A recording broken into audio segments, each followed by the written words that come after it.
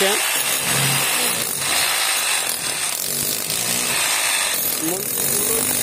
বাবুরগাড়ি বাড়ি ওনার দোতলা কাজ হচ্ছে, কলমগুলো সব ফাটাতে হচ্ছে। কলমের রডের সমস্যা আছে, এই জন্য কলমগুলো সব ফাটিয়ে দিতে হচ্ছে। মিস্ত্রি কাজ করছে, মালিকবাবু দাঁড়িয়ে আছেন। দেখুন রডগুলা জাং পড়ে গেছে। দেখুন এই রোডের উপরে দোতলা কাজ হবে। এটা মিডিয়া শুনেছি, মানে পুরা অল ইন্ডিয়া। এই রোডের উপরে দোতলা কাজ হবে, দেখতে পাচ্ছেন। দেখুন মালিকবাবুর নাম হচ্ছে মন্টু দোলই, ছোট ছেলের নাম অসিত দোলই। উনারা খুব ভালো মানুষ, মোটামুটি ওনার কাজ ধরা হয়েছে কন্ট্রাক্টে। দেখুন এগুলো সমস্ত রডগুলো জাং দেখছেন, প্রত্যেকটা রড এলোমেলো করে জোড়া আছে। দেখুন 16 রডের সঙ্গে 10-এর 12 করে জুড়ে দিয়ে চলে গেছে মিস্ত্রি। এ দেখুন সমস্ত রড এ দেখছেন সব জাং পড়ে গেছে, যার জন্য প্রত্যেকটা কলম ফাটাতে হচ্ছে। ফাটিয়ে এতে লিকুইড দিতে হবে, লিকুইড দিয়ে জাংগুলো ছাড়াতে হবে। জাংগুলো ছাড়ানোর পরে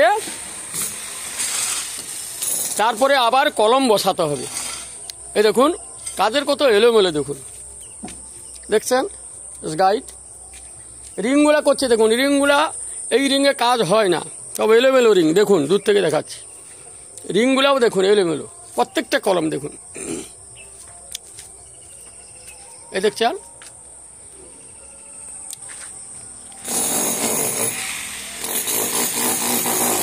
এই দেখুন বকাবাবু কাজ করছে। দেখুন মাল নিয়ে যাচ্ছে নিচ্ছে। সুদক্ষ মিস্ত্রির দ্বারায়, অভিজ্ঞ মিস্ত্রির দ্বারায় আমাদের কাজ হচ্ছে। তিনি খুব অভিজ্ঞ মিস্ত্রি, এনাকে ফাটানোর জন্য শুধু আনা হয়। এই মিস্ত্রি কে আমাদের ফাটানোর জন্য আনা হয়। দেখছেন মুখটা দেখাও বা, এই মিস্ত্রি ফাটানোর জন্য আসে। দেখতে পাচ্ছেন খুব নামি দামি মিস্ত্রি দিয়ে এইসব কাজ করা। ভিতরটা দেখাচ্ছি, দেখুন সুন্দর বাড়ি, অপূর্ব কাজ কর্ম।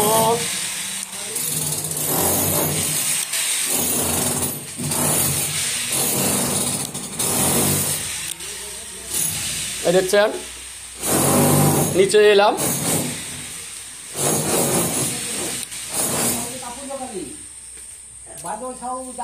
দেখছেন বাহির পথ। এটা বাহির পথ, এটা বাহির পথ। এই দিক দিয়ে সামনে বাস স্ট্যান্ড, বাস লাইন, বাস লাইনে করে চলে যাব আমি।